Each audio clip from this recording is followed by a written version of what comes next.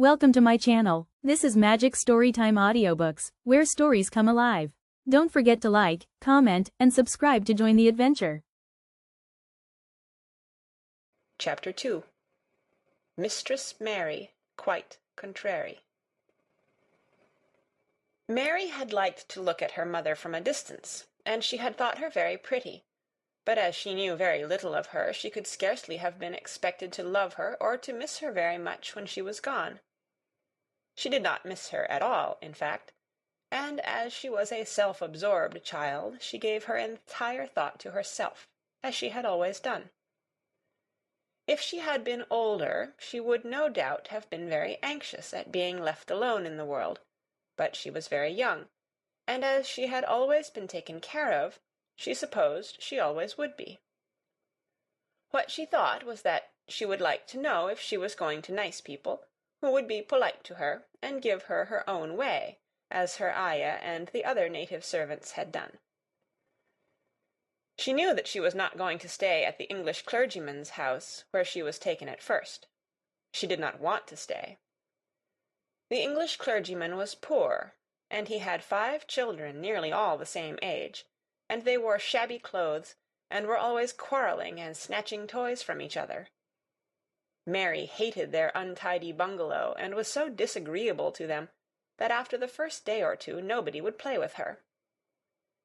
By the second day they had given her a nickname which made her furious. It was Basil who thought of it first. Basil was a little boy with impudent blue eyes and a turned-up nose, and Mary hated him. She was playing by herself under a tree, just as she had been playing the day the cholera broke out. She was making heaps of earth and paths for a garden, and Basil came and stood near to watch her. Presently he got rather interested, and suddenly made a suggestion. "Why don't you put a heap of stones there, and pretend it is a rockery?" he said. "There, in the middle." And he leaned over her to point. "Go away!" cried Mary. "I don't want boys. Go away!" For a moment Basil looked angry, and then he began to tease. He was always teasing his sisters. He danced round and round her, and made faces, and sang and laughed. "Mistress Mary, quite contrary, how does your garden grow? With silver bells and cockle shells, and marigolds all in a row." He sang it until the other children heard and laughed too, and the crosser Mary got, the more they sang, "Mistress Mary, quite contrary." And after that, as long as she stayed with them, they called her Mistress Mary, quite contrary, when they spoke of her to each other, and often when they spoke to her. "You are going to be sent home," Basil said to her at the end of the week, "and we're glad of it." "I am glad of it too," answered Mary. "Where is home?" "She doesn't know where home is," said Basil, with 7-year-old scorn. "It's England, of course. Our grandmamma lives there, and our sister Mabel was sent to her last year. You are not going to your grandmamma. You have none. You are going to your uncle. His name is Mr. Archibald Craven." "I don't know anything about him," snapped Mary. "I know you don't," Basil answered. "You don't know anything. Girls never do. I heard father and mother talking about him. He lives in a great, big, desolate old house in the country, and no one goes near him. He's so cross he won't let them, and they wouldn't come if he would let them. He's a hunchback, and he's horrid." "I don't believe you," said Mary, and she turned her back and stuck her fingers in her ears, because she would not listen any more. But she thought over it a great deal afterward, and when Mrs. Crawford told her that night that she was going to sail away to England in a few days and go to her uncle, Mr. Archibald Craven, who lived at Misslethwait Manor, she looked so stony and stubbornly uninterested that they did not know what to think about her. They tried to be kind to her, but she only turned her face away when Mrs. Crawford attempted to kiss her, and held herself stiffly when Mr. Crawford patted her shoulder.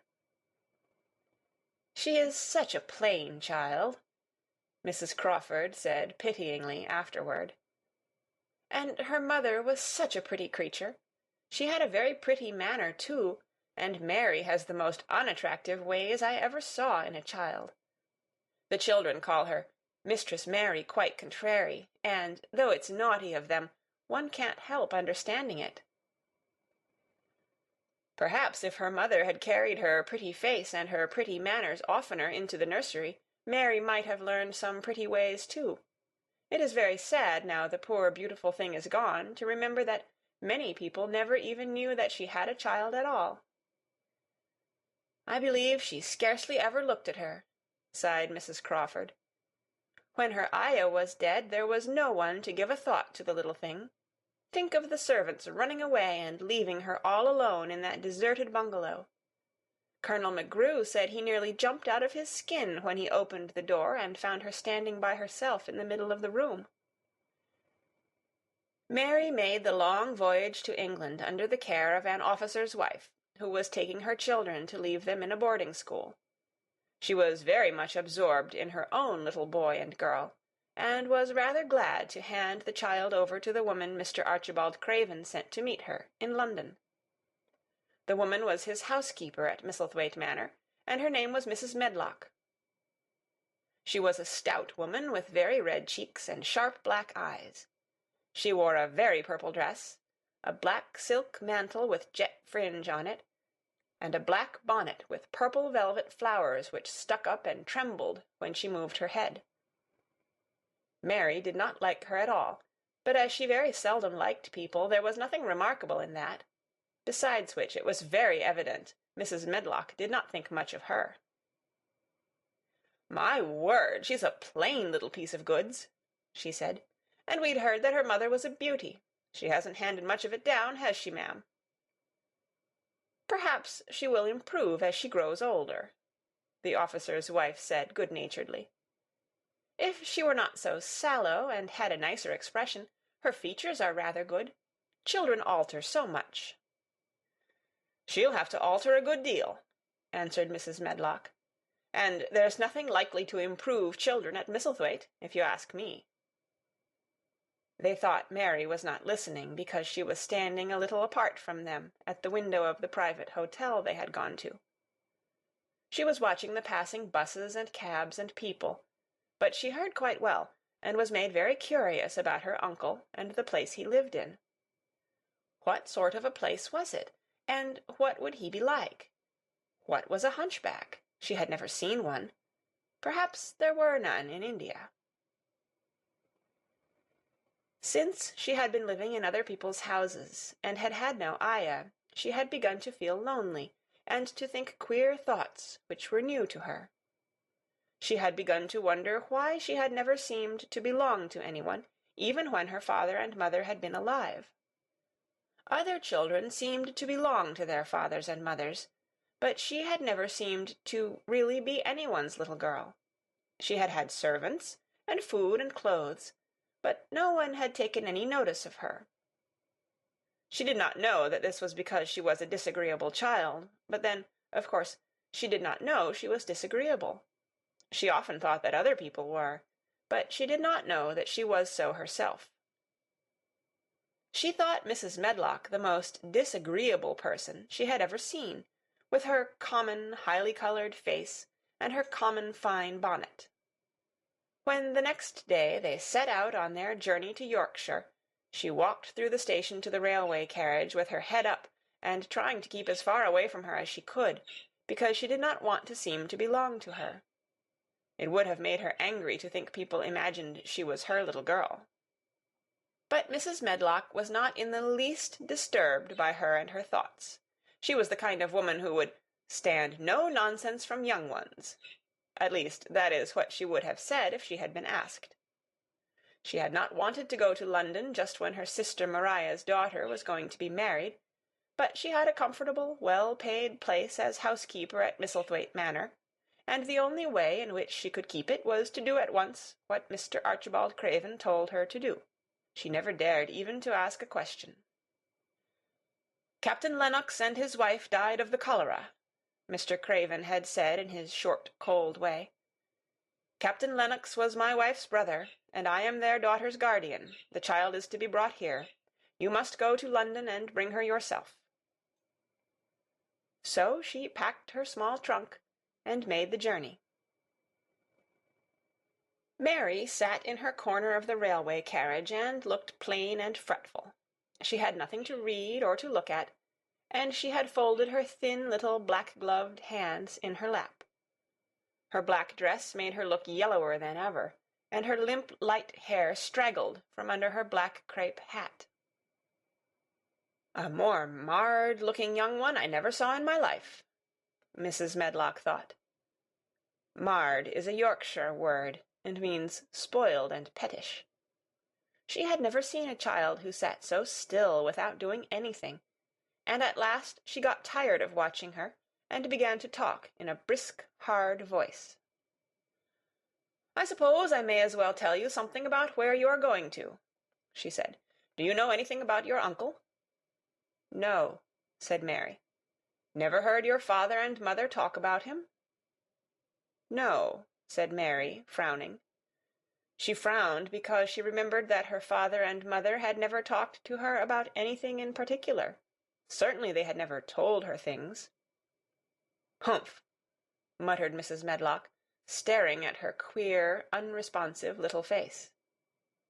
She did not say any more for a few moments, and then she began again. "I suppose you might as well be told something, to prepare you. You are going to a queer place." Mary said nothing at all, and Mrs. Medlock looked rather discomfited by her apparent indifference. But, after taking a breath, she went on. "Not but that it's a grand big place in a gloomy way, and Mr. Craven's proud of it in his way, and that's gloomy enough too.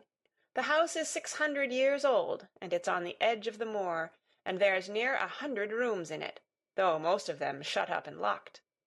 And there's pictures and fine old furniture and things that's been there for ages, and there's a big park round it, and gardens, and trees with branches trailing to the ground, some of them."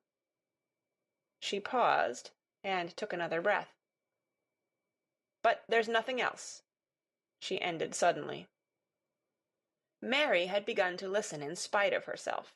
It all sounded so unlike India, and anything new rather attracted her. But she did not intend to look as if she were interested. That was one of her unhappy, disagreeable ways. So she sat still. "Well," said Mrs. Medlock, "what do you think of it?" "Nothing," she answered. "I know nothing about such places." That made Mrs. Medlock laugh a short sort of laugh. "Eh," she said, "but you are like an old woman. Don't you care?" "It doesn't matter," said Mary, "whether I care or not." "You are right enough there," said Mrs. Medlock. "It doesn't. What you're to be kept at Misslethwait Manor for I don't know, unless because it's the easiest way. He's not going to trouble himself about you, that's sure and certain. He never troubles himself about no one." She stopped herself as if she had just remembered something in time. "He's got a crooked back," she said. "That set him wrong. He was a sour young man, and got no good of all his money and big place till he was married." Mary's eyes turned toward her in spite of her intention not to seem to care. She had never thought of the hunchback's being married, and she was a trifle surprised. Mrs. Medlock saw this, and as she was a talkative woman, she continued with more interest. This was one way of passing some of the time, at any rate. She was a sweet, pretty thing, and he'd have walked the world over to get her a blade o' grass she wanted. Nobody thought she'd marry him, but she did, and people said she married him for his money. But she didn't. She didn't. Positively. When she died— Mary gave a little involuntary jump. "Oh, did she die?" she exclaimed, quite without meaning to. She had just remembered a French fairy story she had once read, called Riquet à la Houppe. It had been about a poor hunchback and a beautiful princess, and it had made her suddenly sorry for Mr. Archibald Craven. "Yes, she died," Mrs. Medlock answered, and it made him queerer than ever. He cares about nobody. He won't see people. Most of the time he goes away, and when he is at Misslethwaite he shuts himself up in the west wing, and won't let anyone but Pitcher see him. Pitcher's an old fellow, but he took care of him when he was a child, and he knows his ways." It sounded like something in a book, and it did not make Mary feel cheerful. A house with 100 rooms, nearly all shut up and with their doors locked, a house on the edge of a moor, whatsoever a moor was, sounded dreary. A man with a crooked back who shut himself up also. She stared out of the window with her lips pinched together, and it seemed quite natural that the rain should have begun to pour down in grey slanting lines, and splash and stream down the window-panes. If the pretty wife had been alive, she might have made things cheerful, by being something like her own mother, and by running in and out, and going to parties, as she had done in frocks full of lace. But she was not there any more. "You needn't expect to see him, because 10 to 1 you won't," said Mrs. Medlock. "And you mustn't expect that there will be people to talk to you. You'll have to play about and look after yourself. You'll be told what rooms you can go into and what rooms you're to keep out of. There's gardens enough. But when you're in the house, don't go wandering and poking about. Mr. Craven won't have it." "I shall not want to go poking about," said sour little Mary, and just as suddenly as she had begun to be rather sorry for Mr. Archibald Craven, she began to cease to be sorry, and to think he was unpleasant enough to deserve all that had happened to him. And she turned her face toward the streaming panes of the window of the railway carriage, and gazed out at the grey rainstorm, which looked as if it would go on for ever and ever. She watched it so long and steadily that the greyness grew heavier and heavier before her eyes, and she fell asleep. Thank you so much for watching. If you enjoyed the story, don't forget to hit like and leave a comment. And of course, subscribe to Magic Storytime Audiobooks for more magical adventures.